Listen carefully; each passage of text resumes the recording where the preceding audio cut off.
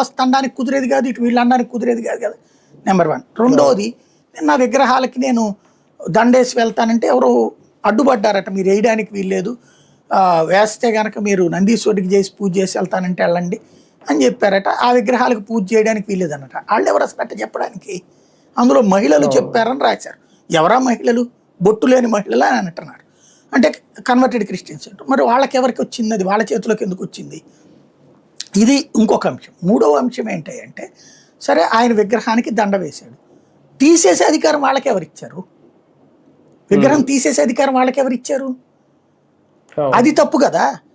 ఇప్పుడు అది మూల విరాట్ కనుకోండి, అసలు మాల వేసే అధికారం ఈయనకి కూడా ఉండదు, అర్చకుడే వేస్తాడు, అంతే కదా. మనం గర్భగుడిలోకి వెళ్ళి వేయం కదా. అది తీసేసే అధికారం ఈ అవతల వాళ్ళకే ఉండదు, పంతులు గారికే ఉంటుంది.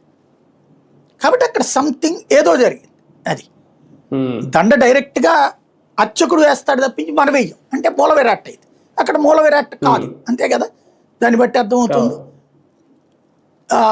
అదే సందర్భంలో వీళ్ళే లోపలికి వెళ్ళి తీసేశారంటే మహిళలు, అప్పుడు మూల విరాట్ కాదయ్యి ఉండాలి, లేదా పట్టించుకుందన్న అయి ఉండాలి. ఇప్పుడు అక్కడ బాధ్యతాయుతంగా ప్రభుత్వం ఏం చేయాలి? అప్పుడే దాదాపు ఒక 1 నెల రోజుల క్రితం అనుకుంటా ఆయన రైజ్ చేసింది రఘురామకృష్ణరాజు, దేవాదాయ శాఖను పంపించి ఏంటి అసలు ఆ గుడి, ఆ కథ ఏంటి అనేది ప్రజలకు చెప్పాలి కదా.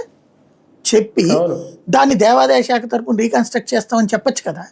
చెప్పి ఒకవేళ అదిగో ఈ భక్తులు కూర్చోబెట్టి, ఎవరైతే దళిత సామాజిక వర్గం నుంచి అని చెప్తున్నారు, గొంతేరమ్మ టెంపుల్ అంటున్నారు, అయ్యా మీ గొంతేరమ్మ విగ్రహాన్ని పెడదాం,